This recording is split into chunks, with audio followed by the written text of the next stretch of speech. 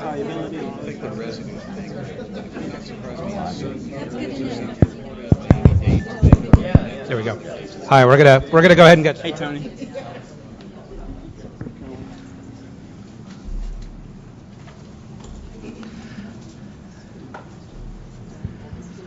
Good afternoon. For those of you who are used to seeing Admiral Simpson in this seat, he sends his regards. He had a scheduling snafu and so was double booked. So he sends his regards and regrets for not being able to be here personally, but asked if I would step in for him. I'm David Firth, Deputy Chief of the Public Safety and Homeland Security Bureau. Delightful to see all of you here on a very rainy May day, and a welcome also to everyone that is on the phone bridge. And we'll get started very quickly. I just want to make a couple of opening remarks. First of all, I hope that you've all enjoyed a couple of months breather from the work of TFOPA. Of course, you all have day jobs, as we well know, and I know that you've all been keeping busy, and so have we. We have come through a first year of enormous effort in this task force, and so the breather is well deserved, but now no good deed goes unpunished. It's time to get back to work. But I did want to reflect a little bit on the accomplishments of TFOPA. I've got here a copy of the consolidated report that the task force released in January. It is a phenomenal achievement.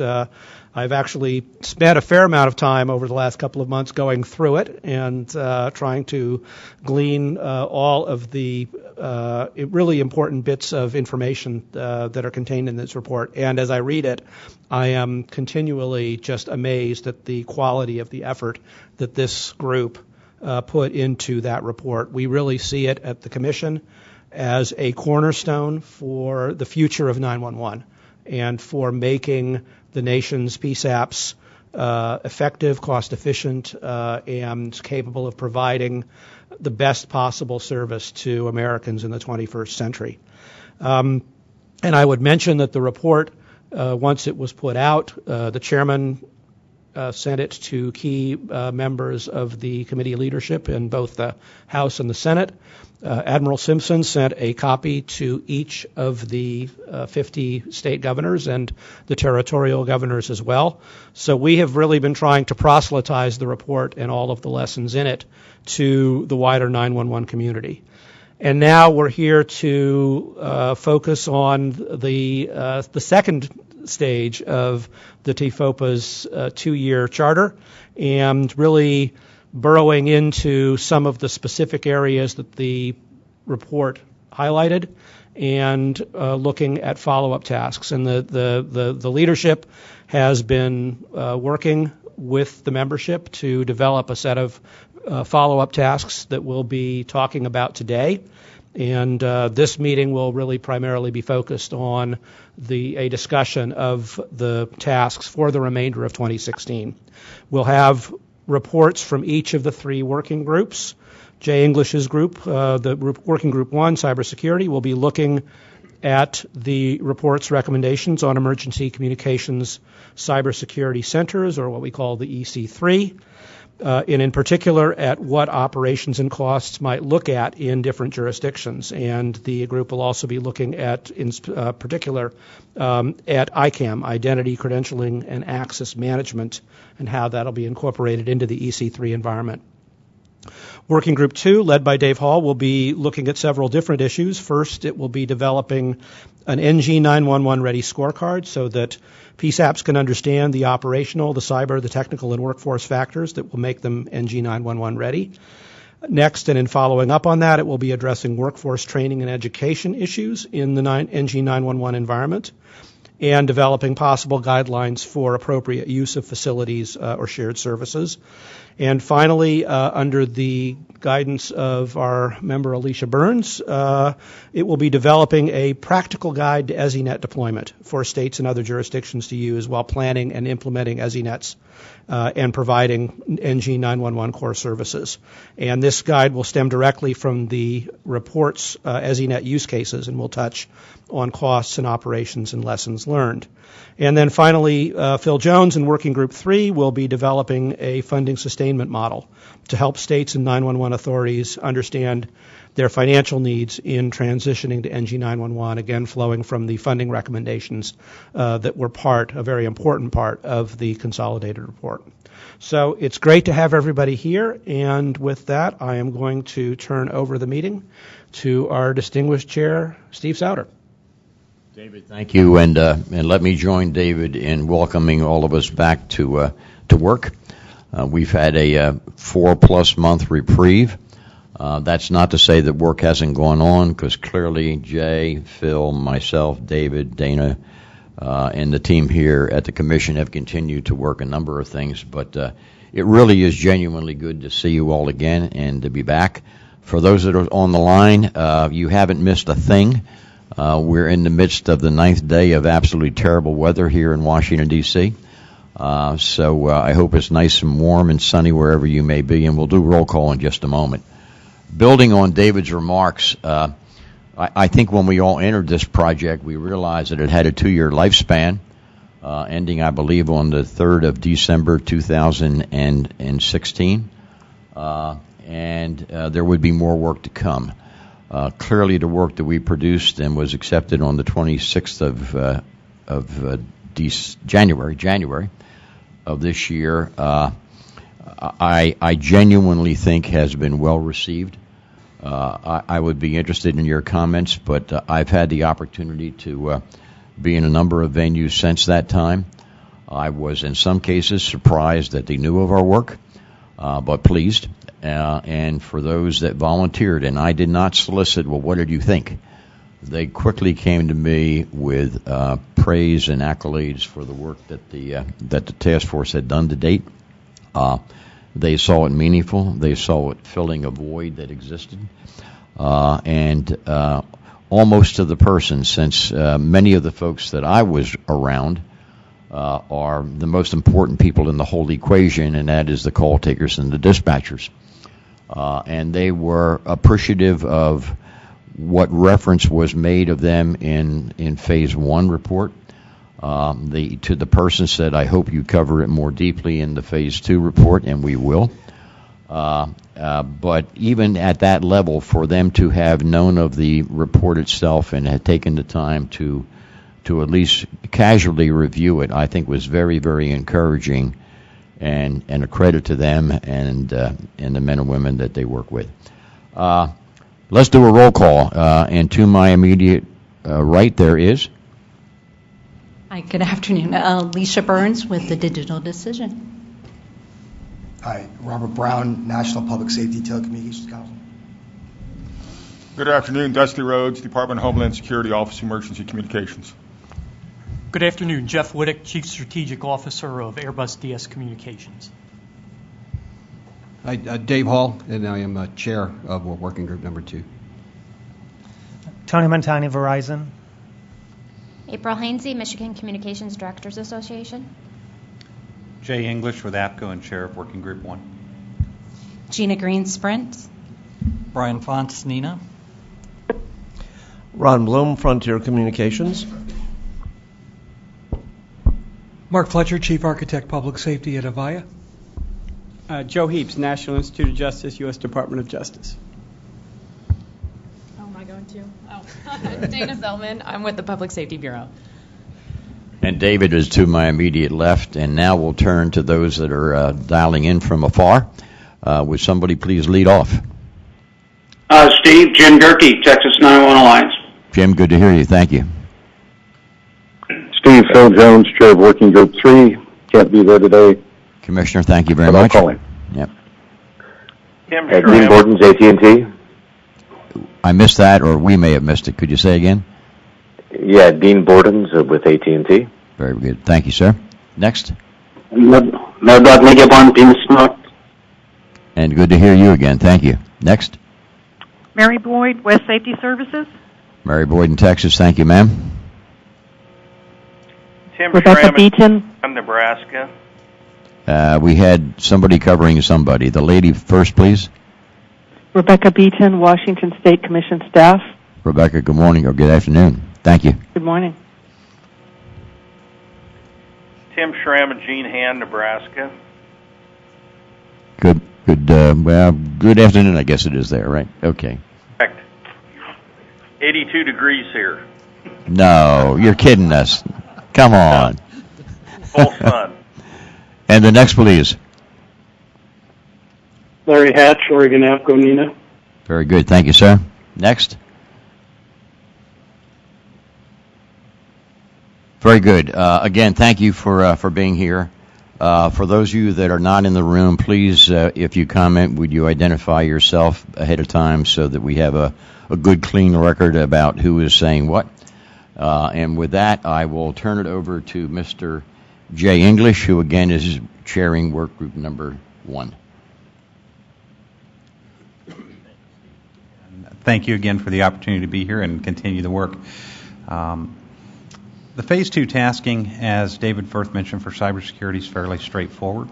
And our requirement is to dig a little bit deeper into the EC3 or EC Cubed Emergency Communications Cybersecurity Center.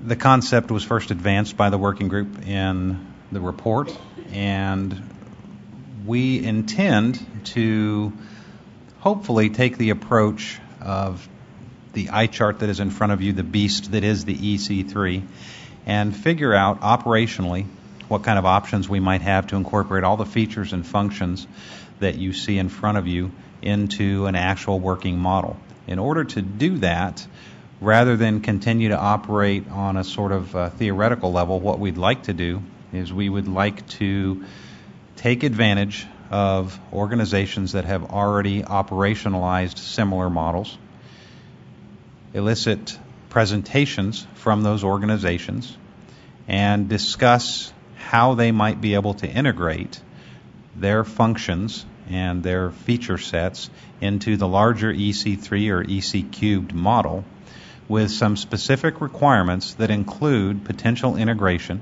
with the MS-ISAC, the multi-state ISAC, and the NKIC.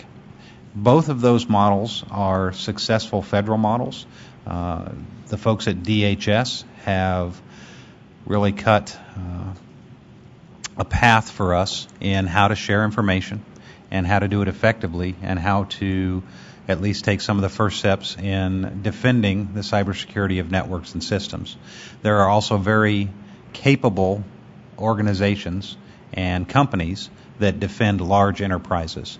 And the goal here is to get input from those organizations and those companies and figure out how we realistically and in hopefully a fairly short time frame operationalize the model. We will also ask for comments as to alternative approaches. The EC3 is a concept. The architecture is a logical architecture. We took a best guess approach at the pricing thanks to some very good information from the folks at the MS-ISAC. And we'd like to drill down to the next level and find out what this looks like if implemented at a state or a regional or a local level, what the options are, and what some of the potential related costs are. We'll flesh out those areas, aggregate the information, and then create a report that provides that information. In addition to that, as part of kind of a joint effort with Dave Hull and Working Group 2, one of the tasks that we were faced with is workforce training and education. And it's safe to say from the PSAP perspective and in the public safety world, training is everything. You fight like you train. And from the cyber perspective, one of the things we included in the first report was a list based on the NICE framework of potential areas and specialties within a PSAP and within public safety communications that needed to be included under workforce training. We'll take that to the next level, provide some more granular information, and jointly with Working Group 2 come up with some recommendations for workforce training that incorporate cyber training. Because if we don't train the workforce and we don't prepare them to be part of the solution, by default they'll become part of the problem, and it's not intentional. Cybersecurity is one of those areas that simple neglect results in disastrous outcomes. So working together with Dave, we intend to do that as part of our deliverable, and at the end of the day present a report that takes us to the next level, and then hopefully continue to cooperate with Homeland Security and the FCC and other organizations who are already doing this, and actually, with any luck, have a model that can be operationalized and have it in the hands of public safety sooner rather than later. So we sincerely appreciate the opportunity to do that, and we think it's something that will benefit the PSAPs and public safety as a whole. And with that, I'll take any questions.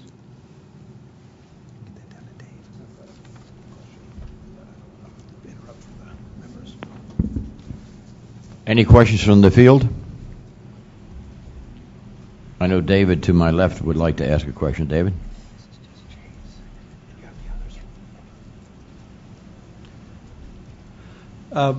Jay, I wondered if you could maybe just comment a little bit.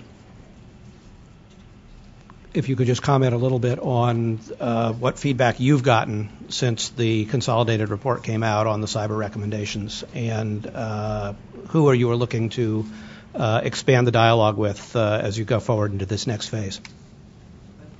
And I'll try to do that in more than one line. So we've actually received some excellent feedback, and I appreciate the opportunity to mention that. Both APCO and NENA have publicly discussed the reports, and specifically 1 and 2, at a number of events. And what we've received is overwhelming support for the concept of securing networks sooner rather than later. When we give presentations on cybersecurity, members of the audience, most of whom are practitioners, whether they're CIOs or PSAP directors or supervisors or line telecommunicators, have one very common reaction, and that was, I didn't know cybersecurity was that kind of threat to us right now. And I also didn't know we had options. And I think that's where education comes in as being so important. We have had large PSAPs and small all start to consider what they should do from the perspective of right now today, how do I educate my workforce on doing simple things like don't bring a thumb drive in from home and don't insert it into one of your machines in the comm center because you have a great coupon clipping app that works wonderfully on the midnight shift. It may work wonderfully, but it also introduces all kinds of malware. And you can corrupt an entire network from one person doing something that they're used to doing on their home computer all the time. And the folks in the PSAP world are very careful about sharing data. I mean, we deal with HIPAA, we deal with CGIS data. We're used to protecting data, but we're not used to having to protect the entire enterprise because we've never had to do it before. So just the fact that people are starting to understand the nature of cyber and how far-reaching it is, and they're starting to think proactively instead of reactively as to how do we defend the network before we build it, to us is a huge win. And we get a lot of folks, and PSAP's as large as some of the second and third largest cities in the country that will come up to us after a presentation and say, we didn't know, but we're going to go back and start preparing now. And to us, that's a big win. And we always point them to the TFOPA report because there are tools in that report for cyber. We have a toolkit, the beginnings of one, and we get feedback in the form of email back from them. There's stuff in here I can use.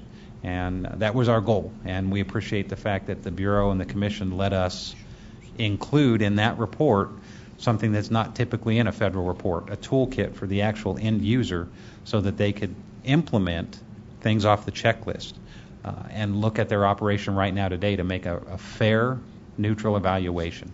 So it's been tremendous, and we intend to continue to do that kind of outreach, but just the initial results have been great. Jay, I'm sure that you and probably most of us at this table viewed 60 Minutes, I believe, of 3 or 4 weeks ago that focused on hacking, and they were interviewing a member of Congress from California. And as his conversation was occurring, there were a group of controlled hackers. It was all a demonstration, but a demonstration to highlight the vulnerability. And it was really stark. And as I watched it, my thoughts immediately went to our issues. But as sad as it was that it occurs, at least it is being flushed out. It is being discussed. And an enemy, if you want to characterize it that way, that you know is better than an enemy that you don't know, so that you can establish your parameters and your defenses. It could only help, I think, heighten the awareness within our world as to the vulnerability that could exist if we're not very, very careful about how we go about building this. But thank you. Yeah. Anything else for Jay? With that, we're going You're letting him off easy. Yeah, we are, right. We're going to move on to work group number 2, and again, David Hall is accepted a second term in office. Thank you, David. If you didn't know, David changed jobs in the midst of all of this, so you might want to, with a break, congratulate him on his new position. And fortunately, his new authority that he works for recognized his services to the task force and have allowed him to continue. Thank you, David, and thank you to them. We have a number, as David had referred to earlier, a number of tasks before us. And I think they're largely grounded on the work that came before us as well. As everybody recalls from the report in January, the consolidated report or combined report, there were a number of tasks that we had evolved and gotten up to towards the end that we never really had time to finish. And they were essentially the drill down tasks that would provide guidance to PSAPs and 911 authorities in moving forward from where that report essentially came to its conclusions with its lessons learned.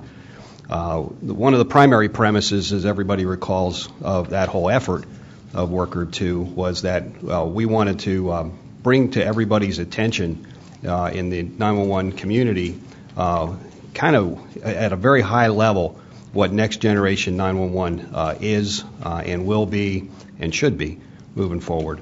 And in a result, because we found that there were a lot of people out there who were hearing the term Next Gen 911 who really didn't, and see a lot of the diagrams and the pictures, but really didn't necessarily understand the component parts and how all of those component parts come together. Unless, of course, you were involved in some of the standards committees and some of the technical discussions and those folks who really had a much deeper understanding. And there were those 911 directors out there and 911 authority folks who felt that, my PSAP can become Next Gen 911. And so one of our primary messages through that reporting process was to say it is bigger than that. It is much bigger than that. That it involves what we call the ecosystem of Next Gen 911.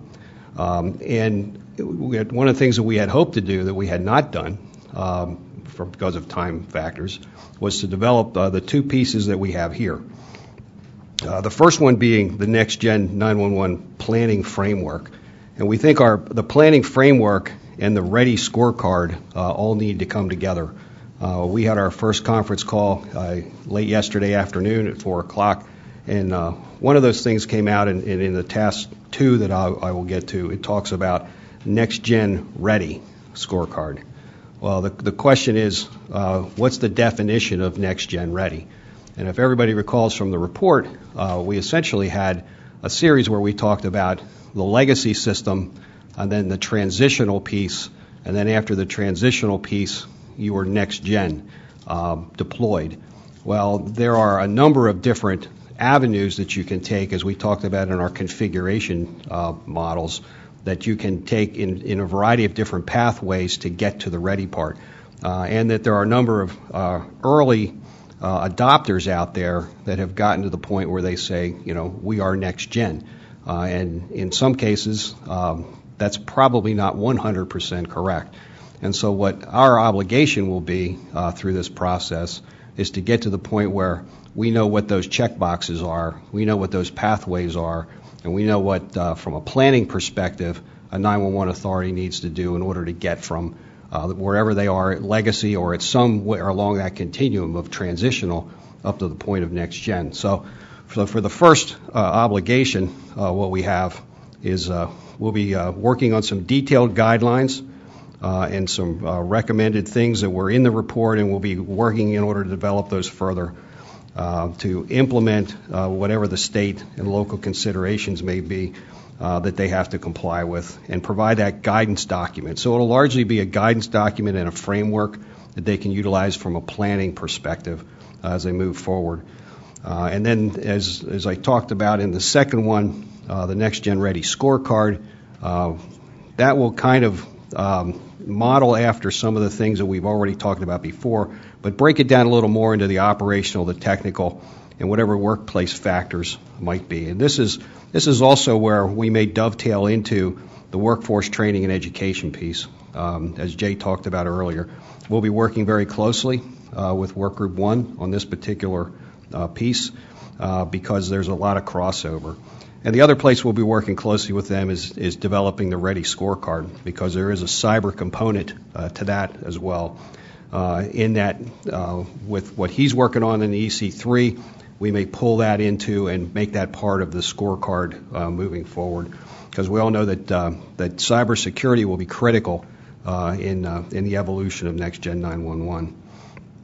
And the final piece that we will have in the collaboration piece will be on this workforce training and education, as I mentioned, so that we can kind of dovetail in those areas where there will be, we will put forth what we're doing essentially with that scorecard evolution. So I think those are the three pieces that we're going to be working on. I think it's critical, and it is the next level down. I think in the first report we kind of did, as I had said, the 30,000-foot view, and so we're looking at essentially is diving a little deeper and providing a lot more information that's probably a little bit more practical rather than theoretical in terms of what are the options. This piece will actually be more definitional in that. So I think that kind of leads us to where we're going in this next phase. And to Jay and to David, I would ask this, and you've alluded to it, but I'm curious whether you've had time yet to think about how your independent efforts can, I'll say, leverage, if you will, the work being done by others. I know Lori Flaherty's group is doing training standards, and we certainly know that APCO has existing standards, and NINA has many standards, and now there's a couple of projects out there. I think the new project from APCO is 43, which in a lot of ways dovetails with a lot of what we're doing. Have you thought yet about how that can be leveraged to the point that we're not doing duplicative work? I think that's a critical piece, and because I think that's been one of the if you want to call it a problem, I don't know if it truly is a problem, but it truly is one of the things that's kind of slowed the process and increased the fog. And that is, there's a lot of folks doing some outstanding work. APCO, NINA, some of the other groups out there, but there's not been one central collaborative focus of all of those things. And what we hope to do is be able to reach out to those sources. Lori and her group has been doing some great stuff too, and pull that together and try to bring that all together to say, here's the source for this moving forward with the scorecard, moving forward with the planning initiative. There's some feeling from some of the folks I talk to, well, I have to develop my GIS map first before I do anything, or I have to develop my ESI net first before I do anything. Those are all pathways that, as we had indicated in the one diagram in our report, they might be something you need to do, but some of them can occur simultaneously. And so it's where you get to at the end that creates, you've checked all the boxes moving up towards the point where you are now next gen deployed rather than just next gen ready. And what's the difference between those two things? So and what's the training piece then that goes into getting up to that point so that everybody's ready when you throw the switch and you go live, that it's functional and efficient, and your quality of service is maximized. So I think that pulling together all of those sources of what's out there already and maybe giving them a centralized voice to move forward is one of the things I think we need to accomplish. That's great to hear, and to some degree I see a parallel in what we're doing and what we all experienced if we've been in this business for more than 25 years. we experienced with cellular 911. It was at times a frustrating process. The outcome is pretty good. It could be better, but my point being that there were lessons to be learned, and if we could harvest those lessons and apply them to this project in ways that will help everybody's work be easier and the end product to be more complete and all-encompassing, yeah. I see our work as being collaborative, a coordination, not in a reach-out coordination function, but coordinating all of those different voices and presenting a product that actually pulls that all together.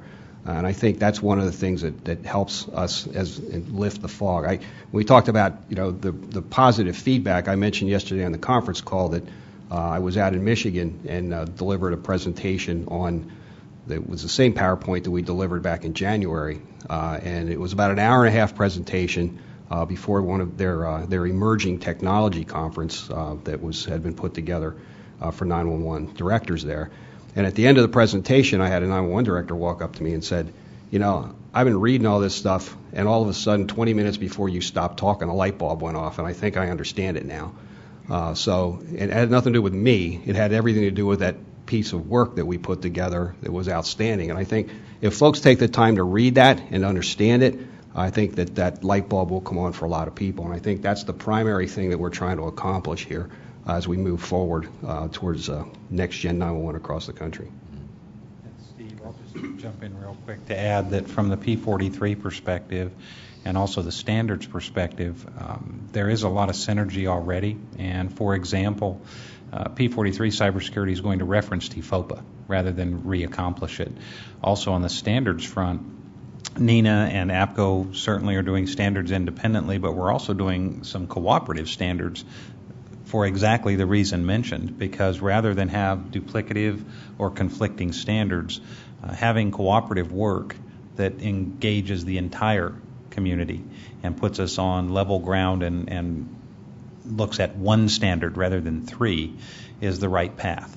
So to Dave's point, I think we want to reach out to those groups and also have them understand they can reach out to TFOPA as a resource in the form of that first report, as well as the follow-on. I think if we do this 6 times, we fail. If we do it 1 time with input from 6 different places, we win. And that's our goal.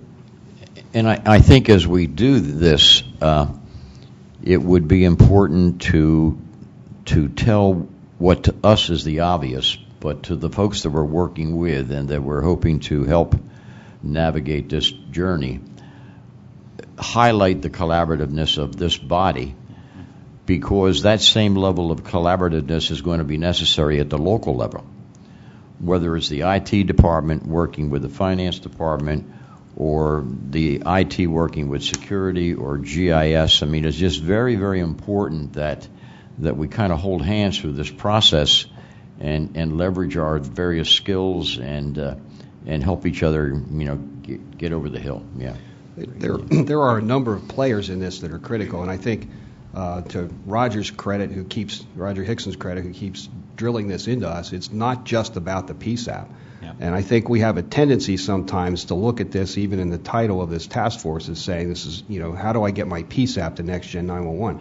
There are a lot more players. You mentioned GIS. Many times GIS is related to the government that the PSAP lives with. It doesn't reside necessarily in the PSAP. And so we need to reach out to all of those folks as well, so they understand this is a public safety systems issue. It will involve public-private partnerships. It involves the carriers. It involves industry. Everybody's going to be putting component parts forward for this. It's going to involve the data centers involved. The PSAPs will access the next-gen 911 information, but it is a major paradigm shift in how we do it now, going to longitude, latitude routing versus database routing off of addresses. So I think that whole message has to get out there as a part of our effort, so everybody understands this is not just about making my PSAP next-gen compliant. That's only one component part. And many of you in this room have heard me say, and maybe beyond, but if you look out 5 to 10 years, I've said that the only thing about 911 is we have grown to know it that will be the same as the number 911. literally everything else will be different, And it's important that our decision makers kind of come to that understanding as well. And I would also suggest that we might want to suggest, in whatever the outcome is of our effort, that we encourage local governments to ensure that their finance personnel are engaged early on. It may be above their head and it may bore them to death, but the bottom line is that at some point downstream, they're going to be thrust into that discussion, and it's better that they have, at least been on the peripheral of hearing why we're doing what we're doing, recognizing the many moving parts of that, having a new appreciation for what it may cost, so that when they get proposals put before them, they at least will say, I've been there, I understand, and we support that. Yeah.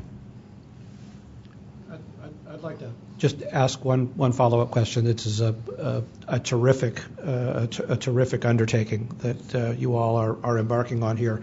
The question I have with respect to the planning framework is how you deal with the diversity of, even at the state level, of situations that we have, where we have some states where some degree of NG 911 planning has already occurred. In some cases, it's at a fairly advanced stage. In other instances, it's just getting underway. And then, of course, there are states and jurisdictions that haven't started the process. And so what I'm interested in is your thoughts on how to both leverage the experience of those jurisdictions and those states that have started the planning process into your planning framework and your scorecard, while also providing something that may be of value to them as well as to those states and jurisdictions that haven't started the process. Because presumably for a state that has started the process, it's not going to go back and start over based on the framework. But I would think there would still possibly be very many useful elements that could come out of this framework, even for a state or a jurisdiction that's already taken those first and maybe even substantial steps. Be curious about your thoughts on that. Sure. I think that's an excellent question, actually. And I think that there's no easy way to answer it, but I think that really what we talked about in the first report was configurations. I think there's a lot of ways that you can configure NextGen, and it's like ice cream. There's many different flavors, and it's the same thing here. You can get to the final outcome. What we have to define essentially is, what does that mean? What component pieces are in the final outcome for NextGen? What must it accomplish?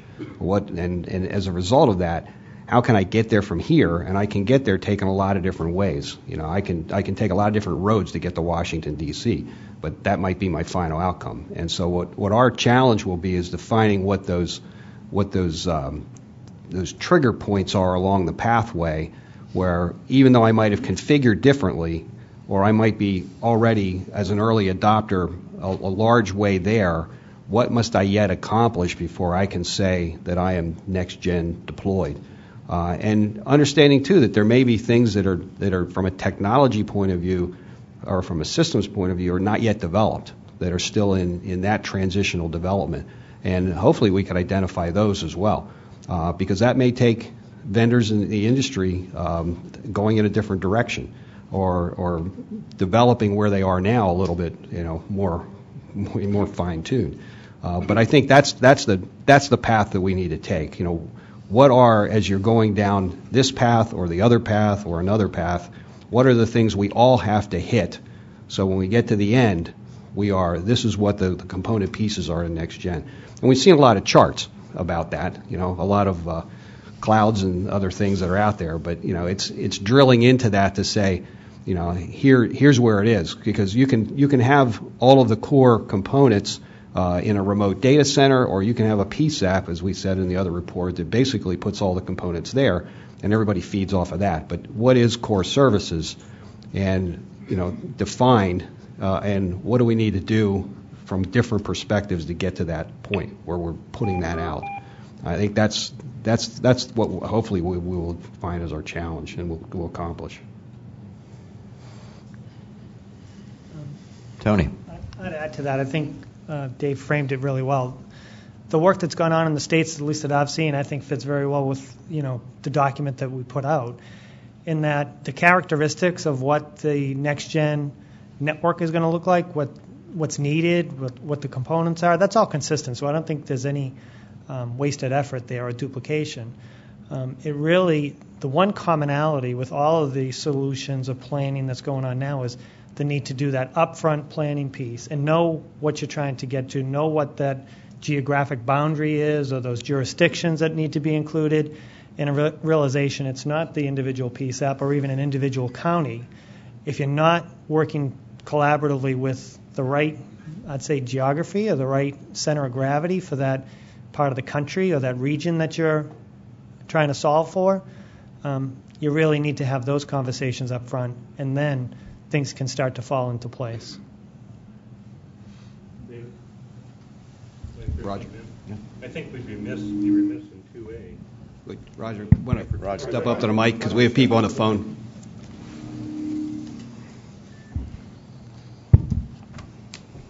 It's not stated as such in either the charter or actually literally what you said, although I think it's implied. But I think we'd be remiss in Task 2A to not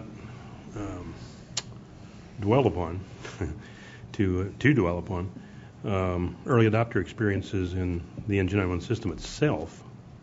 I mean, Alicia's going to be dealing with early adopter experiences with ESINet, but we're going to need to utilize what people have experienced already, what lessons they've learned, what can be learned from that. And even though there's different legal and policy and jurisdictional structure for getting it done, there are people around the country who have already encountered some of that, and we need to build that into the information we're going to put together, I would think. We've done 2 or 3 early adopter sessions at NENA conferences, and they've always been very popular because people have come in and said, here's what we actually did and the things we ran into and how we got past that. And we'd be foolish not to maximize the use of that information, I think, in what we're going to turn out here. Yeah. Steve, if I could. Jeff. Just to add a little bit to that, I was going to mention that same thing that Roger did. Back to David's question, I think 2A is going to be helpful to jurisdictions in different ways. And it's because of the characteristic that David mentioned. We have jurisdictions that are in a very early state of planning, maybe none at all. And we have other jurisdictions, as Roger said, that are early adopters that have already begun implementation. I think that what 2A will do for the very early planning jurisdictions, it'll establish very potentially a path forward, a set of steps. It'll give them some lessons learned from other early adopters. For the more advanced jurisdictions, it will confirm for them that the path that they've already chosen, either because of a plan they've put together or a consultant plan that's there, it'll confirm for them that that's potentially the right path, and it'll also allow them to look at the plan that they've already established and determine, have I missed anything? So I think depending upon which category you fall in, 2A is going to benefit both. Jeff, I completely agree. And to Roger's point a moment ago, yesterday at this time, myself and a few of the folks that I'm lucky to work with were in Virginia Beach. And Brian Fonts was attending the meeting that we were at, which was the Virginia chapter of NENA and Virginia chapter of APCO's spring conference. And it was, as many of our conferences are, dominated by the topic of next gen. And we were lucky to be able to make a presentation about what we're doing here in the National Capital Region, incorporating about 7 counties of Northern Virginia, 5 counties of suburban Maryland, and the District of Columbia at the core.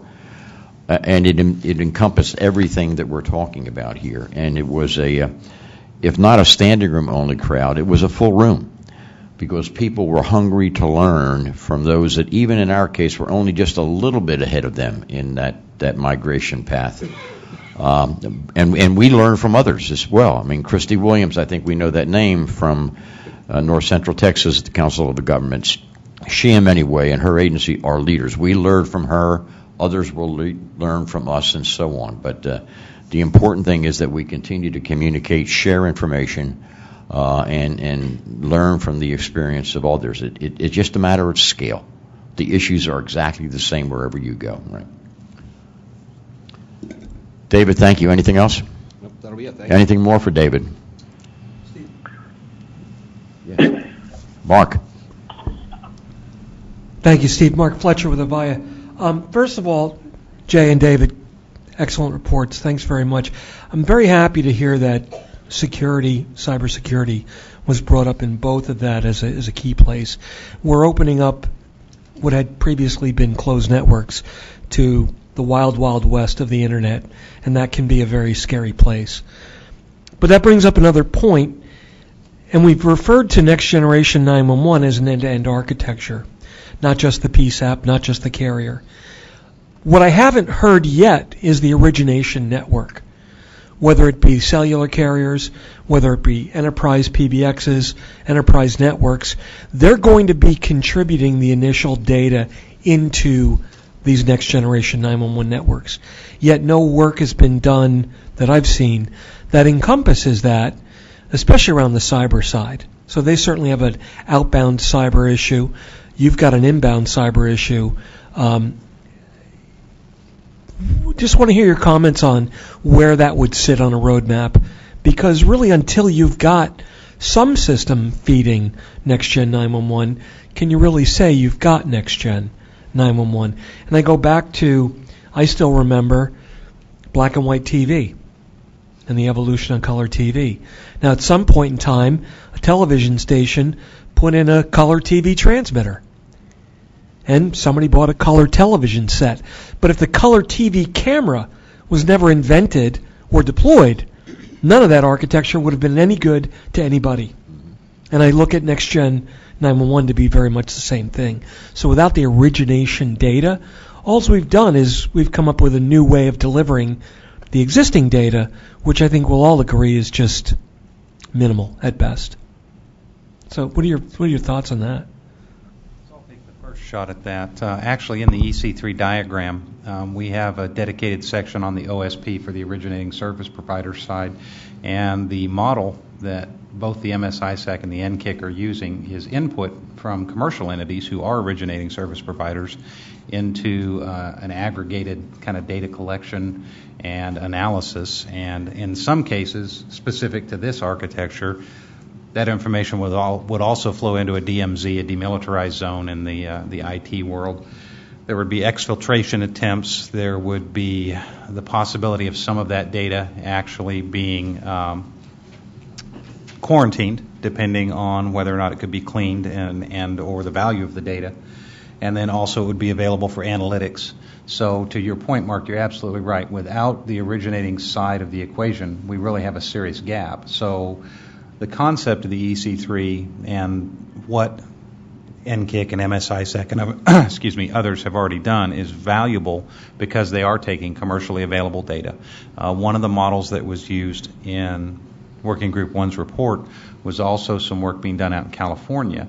And NINA was heavily involved in this. DHS NCC was heavily involved in this. The FCC was heavily involved in a pilot program in California that actually used sensors to get out to the wireless network from the 911 perspective, and from the OSP side of the house feed actionable intel into a data center, specifically to the NKIC floor. And we found that model was extremely valuable because without that kind of information, you're right, we're only getting half of the problem solved. So we've tried to account for that from cyber at a high level, and part of what we'll do in this next iteration is a little deeper dive as to how and where originating service providers and folks, because that's obviously going to shift. Right now we may be looking at wireless and wireline, but tomorrow we're looking at a dozen other methods of contacting 911, all of which will flow into an IP network at some point, and therefore, as you said, it's the Wild West. They're all vulnerable. If I can get to your phone, then I can get to your network, and that's the problem. So we're trying to account for that at a high level, and we'll try to dig a little deeper in the next iteration, but it's a very valid point. One question, one piece of clarification, Jay. Would the OSP side include networks behind the OSPs as well? Because the service providers themselves may not be contributing the data. The data will be contributed to them. And that's a good point, too. You know, when we're looking at developing things like the NEAD, for example, out of the report and order for indoor location accuracy, that's yet another element where data is being introduced, and not always introduced from an OSP. In fact, it could be introduced from an enterprise. It could be introduced potentially from an individual. And so the opportunity to spoof or spam or otherwise use that for nefarious purposes is certainly ever present, and it's something we have to include in the model. So I think, again, by putting OSP, our intent was the data flows from somewhere, and without being too definitive, we wanted to at least account for it. And I think it's a great opportunity to look at just that, what else is behind that cloud, so to speak. And I think that when I had mentioned that it's actually a public-private partnership that's going to be a part of this, I think that's where that falls in, because it traditionally in the legacy world it just was the OSPs that were feeding that system. It's going to be, as we put in our report, the OSEs. It's going to be the originating service environment, and from that environment is going to come, other private groups that will basically feed through location information servers, which will then feed into the core of it. So it could be what is now a company that pushes their things to an OSP who pushes it into 911 that now becomes its own direct input into Next Gen 911. So and that's something that we'll have to continue to talk about as we evolve this planning model. But I think there's other, and I know there's standards that are being developed, I believe, related to that. But it is what may come to the table first are the OSPs, because they've been the traditional ones that have been feeding that system. But there will be other peripherals that will, as technology develops and as systems develop, become available to feed the system well. Once the architecture is there to receive it, that's the other thing. Until you have the architecture there to receive that from the environment other than the OSPs, right now you can't do it because everything's strictly controlled. But when that starts to happen, yes, the cyber piece becomes even more critical because you don't have the gatekeepers then. And so who can access the system and who controls who can access the system becomes critical. So it's just, those are all things we'll have to talk about, but I think those are all, a lot of it's, things that everybody is talking about, but we don't necessarily have a complete solution at this point. Thank you. Tony? Just to add to that, Mark, Tony Montani from Verizon, and as I think about the question, I guess I'd state the obvious. The reality is, as long as the TDM network is kind of sitting in front of the next-gen applications, you're going to be limited with what's being passed. And, today you think, well, the wireline traffic is diminishing, so you have less TDM. But the reality is today the wireless traffic is coming through those same choke points. So you're only going to get so much in terms of what's being passed. As the applications evolve, as you see things like texting to 911, where you're going to be riding a data network, then you can start seeing development on passing different types of data. So it really, the key from my perspective is get off that TDM switch, get off those selective routers that were designed 30 years ago and more, and see that evolution onto an architecture that can originate and pass that data on to the next-gen environment. So, Tony, when do you plan to change that? It's going to take a little bit more than this year. I'm gratified to hear that. There's no schedule as far as I know. Well, there is no schedule, and the reality is it's not Verizon making that decision. It really comes down to the migration to the next gen, allowing companies like Verizon and originating service providers to migrate off of these selective routers, because you're not going to be able to retire them until everybody decides they're going to get off and get onto the new platform. So we are as anxious as anybody to see that happen and to retire those TDM switches. I don't want to put you any further on the spot, but I think my message here would be that Task 2A, to Mark's point, needs to call out, I use that term carefully, needs to call out what the dependencies are on getting to, quote, full NG911, that those dependencies are IP to IP interface from originating service providers. and we have standards started on that. They're gradually getting there. There's no time frame to test them. There's no time frame to implement them. There may be somewhere in the planning structures of the originating service providers some knowledge about that, but nobody's telling anybody what that situation is. So I think we're going to have to, in task 2A particularly, we're going to have to speak very specifically what those dependencies are when you're talking about moving to a more fully complete Engine 91 process. So that's part of what we're going to have to define. And as you look at enterprise networks deploying more and more SIP connectivity from the carrier perspective, they've got a data connection out from their facility.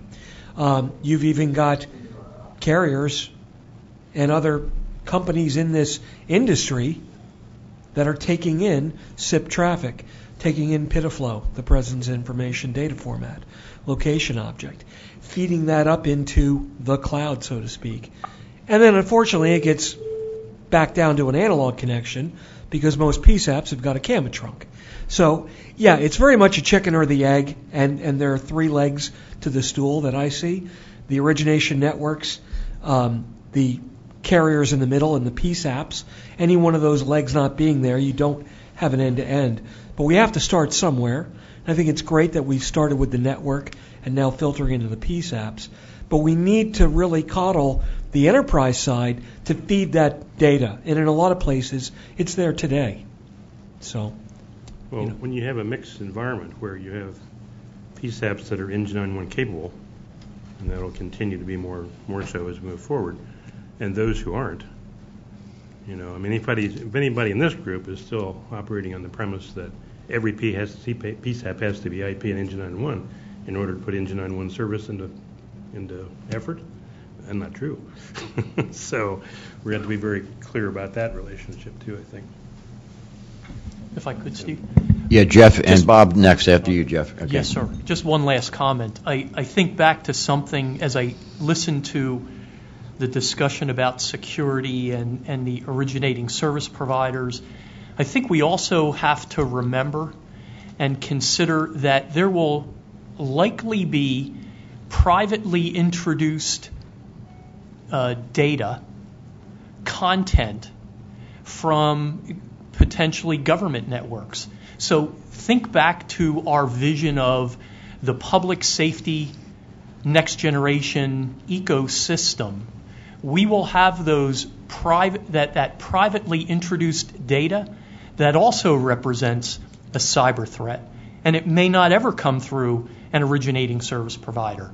So I think we've got to expand our thinking in that regard as well. Bob? Bob Brown, Nipstick. It was kind of talked around about all the stuff that I was going to bring up was when Fletch started from the cyber side, and David Hall had talked about it's bigger than the PSAP. Roger really kind of nailed what I was going to be bringing up, which was the score. No, it's fine. The scorecard from the scorecard side.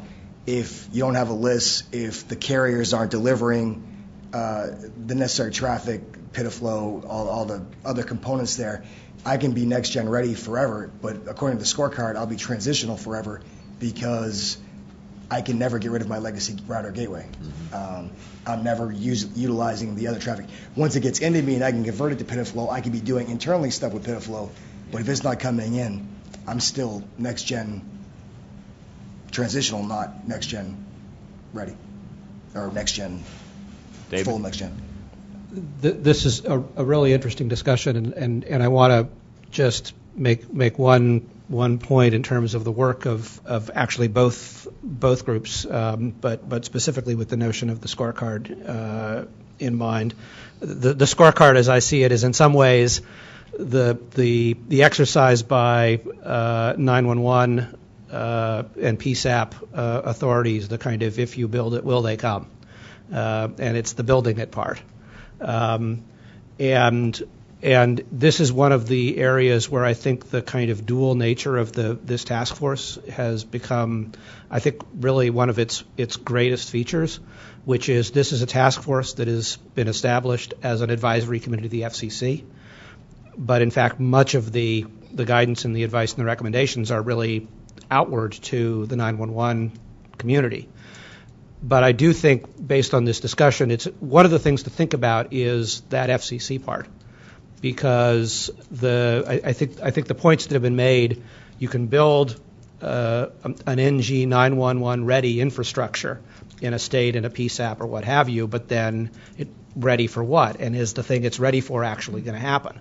And if there are dependencies, if there are obstacles, if there are ways for us to help to make sure that other process is moving in parallel, so that when the PSAPs are ready, so is the commercial side. And that may involve, I'm sure Tony would say, just let us do the transition, get out of the way. Others might have a different view, but I think that those recommendations should be a part of your end work product. What is it that needs to happen in order for the readiness to turn into actually live delivery? And what are the external factors that need to happen in order to make that a reality? Because that's certainly something that we will look at as we look at these larger issues of how do we accelerate this transition. When Steve talked about the lessons we can learn from the rollout of E911 in the wireless world, for me, and I think probably for many people here, a lot of the lessons are negative. It's kind of how can we do it better? How can we not have it last 15, 20 years and be done kind of, almost kind of town by town, county by county in this very laborious and inefficient way. We need to do better than that. And so I see this scorecard as being able to really fill a crucial role on both sides of the equation. The focus should still be on what is it that the PSAPs, that those that are building the public NG911 infrastructure, what is it they need to do to be ready? That's still, I think, the primary technical task, but it has a major application then in terms of how we shape policy for other parts of the ecosystem. Thank you, David. And before we move on to Work Group 3, and before that even Alicia, one final thought, building on what David just said. Remember that our core constituency here is our electeds and our appointed officials. This is who the effort is primarily designed for. Many, many people will benefit from it. But the analogy of cellular, it's embedded in our minds. We live that experience. The people that we're targeting with this effort haven't lived that. They just use their phone and they don't have any recollection of the lessons that were learned. I think it's important, it's incumbent upon us to remind them of that, to share with them the fact that was a difficult period of time, way, way longer, way more expensive than it had to be, way less coordinated than it should have been. They don't know that, and I think it's very important that we, in some fashion, embed in our final product, those kinds of words of wisdom that allow them to think about what they wouldn't normally think about as they make their decision. Thank you. If there are no more comments, I'm going to turn it over to Alicia Burns. Alicia, it's good to have you at the table. Thank you. Thank you. I appreciate this opportunity. I come from dispatch and from telco service management. So I have a good kind of linear view and a good opportunity to work with the boots on the ground. And especially when technology is implemented, deployed, serviced, everything, it's always good to check in with how it's really working. A lot of times it's so difficult to get information out. So when we were kind enough to take suggestions for what we wanted to look at, I offered this one. I really felt that we should do a lessons learned. As my thought process evolved, though, I really realized that I was talking about early adopters. We keep going to these conferences and everyone flocks to hear some real stories of how this is really working. So that's what I really wanted to bring to us. I thought that it would benefit everyone. So what I've suggested and what we'll be doing is a series, and this will be complementary to the rest, but it'll be a standalone effort. We'll have a 6-week series of guest speakers on conference calls. And what we'll be doing is developing a set of common questions. Each working group would submit some questions that would be beneficial to them to have the speaker talk about. And then I'll be approaching various early adopters of the technology situations, perhaps a statewide deployment, regional, local, etc., and have a group of about 6 speakers. I'll have them speak, and what we would be wanting is just gleaning whatever early adopter lessons learned, best practices, what worked, what didn't work, what would you do different, just kind of getting any information that would be available. Then we'll go back and capture that information, share it with everyone, and in the end, I'm hoping, or I truly believe, that this will turn out to be invaluable information, and it'll help shape the NG911 readiness scorecard. It might give cyber a few more things to think about or be able to tweak, and as this technology evolves, we'll be able to provide just some real-world information. And Alicia, do you see this occurring in conjunction with the work groups, or? Everyone, we're on such a tight timeline this year. I want to have it standalone and complementary, and then so everyone can join as they want to, and not necessarily have a weekly in addition to another call. Mm-hmm. I see it as a summer series of calls, and then, like I said, capture everything so we get it back to everyone. And would that capture of information be not only what is being delivered, but also include any questions that the attendees would offer? Absolutely. So you really get the two-way dialogue? Absolutely, as much as we can. I'm really interested in that, and then having them as a resource as we move forward. Mm-hmm. Once they have presented, being able to check back in as we evolve or have additional speakers. So. Okay. Very good. Any questions for Alicia? If none, we're going to move on to Work Group 3 and Phil Jones out in the beautiful state of Washington. Phil, thank you for your patience. We're not going to take a break, as you probably noticed from the agenda, so if you have to excuse yourself, just do that and come right on back. And Phil, you're on. Okay. Thank you, Steve, Mr. Chairman. David, are my slides up? Yes. And David or Dana, if you could move the slides along when I issue the prompt, I'd appreciate it. Slide 1, called Task Force. Let's skip this one. That just lays the foundational question. The next slide, I thought it might be useful to go back to the original charter of the working group. There are 5 tasks here. One of them is optimal resource allocation, budgeting for PSAPs. The other is the sustainable funding model. The other is optimization of the 911 fees to expedite transition to NG911. And the last one, of course, which is in the Net 911 report of the FCC to Congress, is discourage fee diversion. So this is, next slide please. This lists 8 points. This is kind of a summary of the chapters or sections of our report. To interim activities in a minute, education and outreach, state coordination and planning, alternative assessment and collection methods, a network connection fee on broadband access fixed connection, data quality and review, PSAP revenue and expenditure issues, and coordination on NG911 issues with FirstNet. Next slide, please.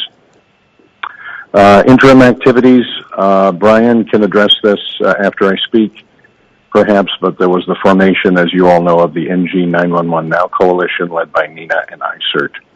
We had last week or a couple weeks ago, Mary Boyd is on a study NG911 cost task force of the Now Coalition, and she will serve as the interface with WG3.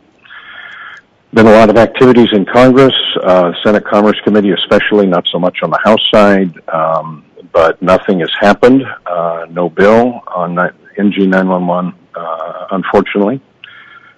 Chairman Wheeler has been quite active with his strong interest in NG911. One thing, and lastly, I didn't put it up on the slide, Lori Flaherty is not there today. She's not on the phone, but she has initiated, as many of you know, an NG911 cost study with a consultant. Item B, state legislative activities. These are the ones I know. If anybody else in the room knows of legislation that is passed, you can mention it, but the big one is Nebraska. Legislative Bill 938 was signed into law. This calls for the Public Service Commission of Nebraska to coordinate a consistent and rational 911 plan for the entire state, appoint a 911 director, and work with the legislature on funding NG 911. And Commissioner Schramm at the end of this is on the call today, and maybe he can briefly summarize some highlights. Washington State, my state, we were fortunately able to get a restoration of $5.7 million in supplemental funding passed by the legislature, signed by the governor, that ameliorates a bit some of the diverted fees in my state that have passed to biennium. Next slide, please. In our first report, we talked about the importance of outreach and education, and external communication strategy, if you will. Item A is a letter from Admiral Simpson to the 50 state governors and Puerto Rico and Guam. NASDA has been active, of course. Some of you are members of NASDA, and of course 911 Goes to Washington occurred in mid-February.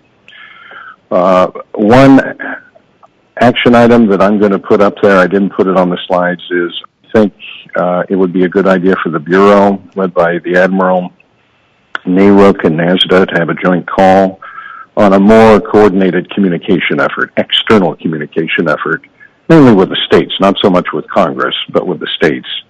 It appears to me that there's lots going on with different invitations coming into each of us, but there's not much coordination going on right now.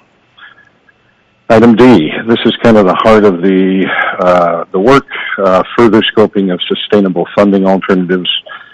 The working group discussed on our call how to scope out a network connection fee.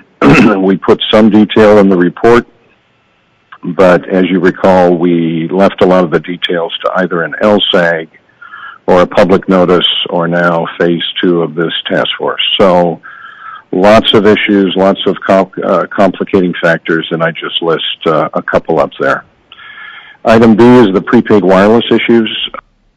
To dive into this a little bit deeper, comparing the actuals to the budgeted amounts, there are allegations of significant underfunding of prepaid wireless fees, which is, as you know, either assessed as a fixed fee, either 50 cents or 40 cents or $1 per prepaid wireless device, or a percentage of the sale at point of sale. Lots of issues with auditing, reviewed state departments of revenue. Next slide, please. The last item is a PSAP level analysis in our task given to us in phase 2. There was reference to common costs of the PSAPs with a declining revenue environment. We discussed this on our call. There are some questions about what actually the FCC means here. So I have asked the Bureau, David and the Admiral and others, to give us a little more detail on what they mean by this. In the meantime, Larry Hatch of Oregon provided us with a report of PSAPs reporting to the Oregon State Legislature by budget category. That's one template, but I'm sure among the other 49 states there are others.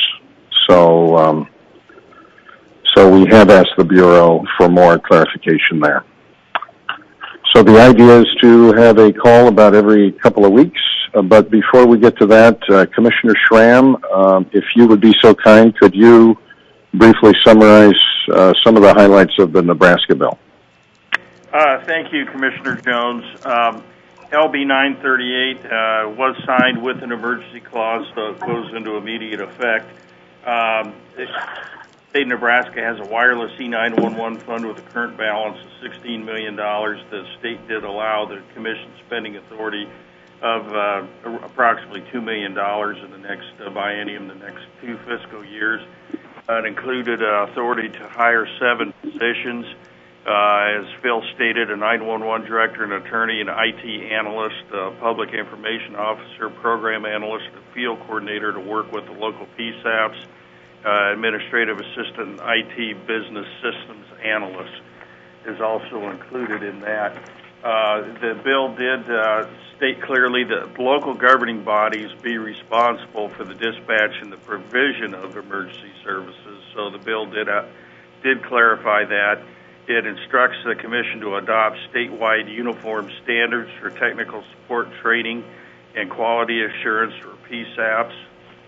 And some of the other highlights is that in Section 10, it defines interconnected voice over Internet protocol service means interconnected voice and Internet protocol service is defined in 47 of the Code of Federal Regulations. And also, it defines network and defines next generation as a definition in Section 15. Section 16, next generation 911 service means 911 service using in whole or in part next generation 911. It calls for the Commission to have a stakeholders advisory group. We currently have an enhanced wireless 911 advisory board in place, and we're going to look how we're going to structure that going forward. Originating service provider means an entity that provides the capability for customers to originate 911 calls to public PSAPs and be responsible for statewide planning, implementation, coordination, funding, assistance, deployment, management, and maintenance of the 911 service system. Be responsible for establishing mandatory and uniform technical and training standards applicable to PSAPs, and for quality, also to review quality assurance standards. I already mentioned the stakeholders the bill addressed, and one of the things is this bill late had an amendment put on it. Find that also includes the assess based on information provided by public safety answering points the level of wireless E911 location accuracy compliance for wireless carriers. So that was amended to this bill, and the Commission has to have a plan presented to the legislature by I believe December 1st of 2017. So we've got a lot of work to do here in the next year and a half. Thank you, Commissioner Schramm. I thought it would be useful for the members to hear the specific example of what I think is a good template for state action going forward. Not that it's one size fits all, but Nebraska, I think, has taken some pretty good steps here. There are other states I know who are debating 911 now. I'm not going to mention specifics and names now, but there is quite a bit going on. And just lastly, as a point of personal privilege, Steve and Dave, I'm going to be leaving this job. I'm moving on to other things fairly soon. Commissioner Schramm is in the process of appointment to this task force, so this will be my last meeting, I think. I will manage the transition with the new leadership of Working Group 3 probably over the next month or so.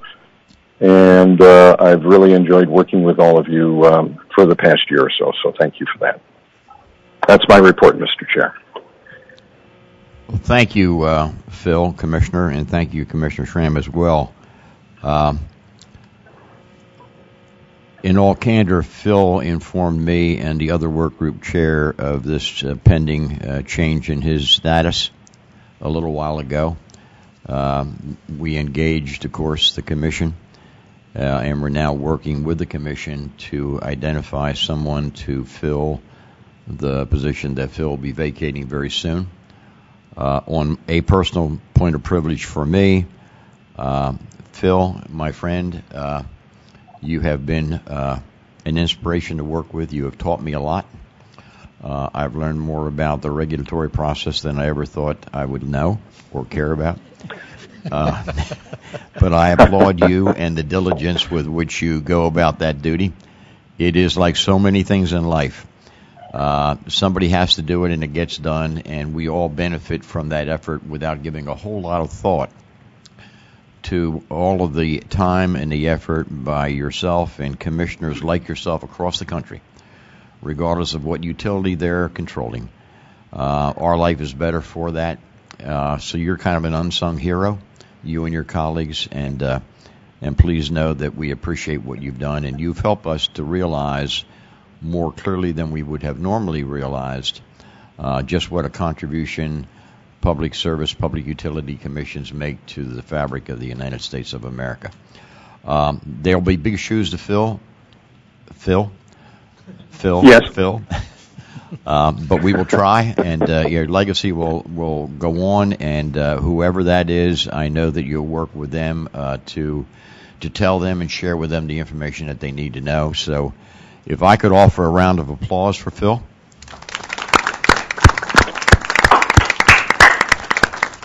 And I would invite anybody that would like to comment to please do so. I see Brian Fonts first and others raising. Sure. I just wanted to thank Commissioner Jones not only for this work on TFOPA, but I've known him for a number of years and his commitment to 911 even before he got to TFOPA. So I want to thank you for your work and for the countless phone calls that we've had with Working Group 3, but I appreciate your commitment and dedication greatly. Thank you. Joe Heaps. I want to thank you, Commissioner Jones, for helping me. You've taken countless phone calls from me, and I've learned a great deal from you. Could I make two quick comments about Phil, you sent us a copy of the legislation on the 22nd of April for you and Commissioner Schramm. Did that have the wireless accuracy piece in it, or is the wireless accuracy piece post April 22nd? I'll defer to Tim on that one. Commissioner Schramm, is that separate? I think that's in the legislation, but I'll go back and read it. I just don't have it in front of me now. Yeah, by April 22nd, it had its final committee hearing, so it would have been in that draft. Thank you. And then just one other question, sort of generally for the group. We've heard a little bit about the work that Brian and his team are doing with NextGen 911 Now. We're familiar with the work we're doing, the work that Jay and Jeff are doing with APCO 43, and the work that Lori is doing with transportation. Do we have somewhere written sort of for lack of a better term, a chart or just a bulleted thing that sort of says this is what each group is doing? Because one of the things I bump into at home is that looks really important, Heaps, but you could go to 911 meetings all day or P25 meetings or broadband meetings all day. So I want to make sure I can explain to my management sort of, I understand our task, but it would be great, and having Mary Boyd as a liaison to one of the groups, sort of just a little, I don't know, coloring book chart that has the groups and sort of connector tissue and what things we're all working on and what things one specific group is working on. That would be very helpful to me. And it's been great to work with you, Phil. Thank you, Joe. It's been great to work with you. I will take that on as a last task. If Mary could send me the scope of the Now Cost Study Task Force, I don't have that. Mary, if you send that to me, I have all the information once the Bureau clarifies what we do on costs of PSAPs. Once we clarify that a bit, I don't know what APCO's doing. Maybe Jay can help me out with that, and then I'll talk to Lori. She gets back from vacation, I think, on the 10th. That's what her email says.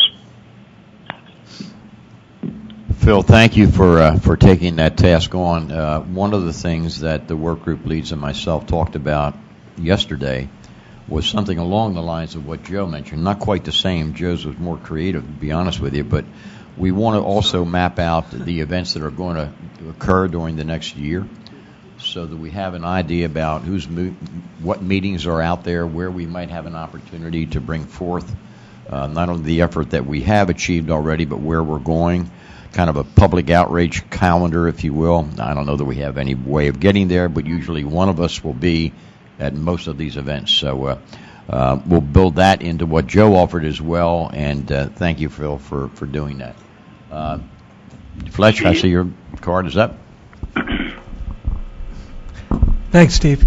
Commissioner, thank you very much. On a personal note, all the work that you've done on these committees and also all the work that you've done outside of these committees, specifically on Kerry's Law, I find you to be an incredible inspiration, and I look forward to being able to address you as just Phil. Thank you, Fletch. Steve, Tony. this is Tim Schramm, and I want to thank Phil, too. Just when I was a new commissioner at NARUC, just one person I always paid attention to, and Phil Jones always took those issues that really made a difference in people's lives. Very good. Thank you, Thank Commissioner. you, Commissioner. Tony? Commissioner Jones, it's Tony Montani, Verizon. Just wanted to thank you for your leadership on Working Group 3. I appreciate the spirited collaboration with you on that committee. And I've said at this meeting prior, and I still believe that was probably one of the toughest tasks, that working group, trying to meet all of the needs of the team. So thank you for your efforts. I would add to what Tony said by saying, whatever you do, Phil, you do it with a passion, buddy. Anyone else? Thank you, Mr. Chairman. David. Phil, I just want to add and echo everyone's remarks here, and also on behalf of Admiral Simpson, say thank you for your leadership and your passion on the issues that we've been working together on, both in TFOPA and in NARUC. And it has been a pleasure for me personally, and I think for all of us in the Bureau that have had the pleasure of working with you. So we wish you the best. And I also am delighted to welcome Commissioner Schramm as the new NARUC member of the task force, and we'll look forward to working with you as well. On the substantive point that you raised about seeking clarification from the Bureau, we will provide that clarification. I think that what we're looking for is not something that would be a comprehensive cost study of every PSAP, because that would take us probably well into the 22nd century.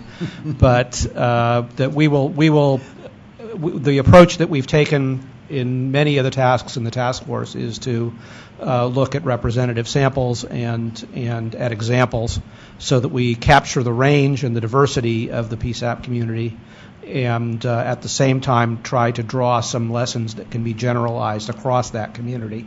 And we'll take the same approach here. So we'll work with you as you transition and with the working group to come up with a set of criteria that are doable within the time frame that you've been allotted. Since once again we've given you a short deadline, we just can't resist. So again, thank you, and best of luck, and I hope we have a chance to toast you in person the next time you happen to come through Washington. Thank you, David. And Steve, you talked to, if just one final word, and then I'm double booked as well on a panel in California.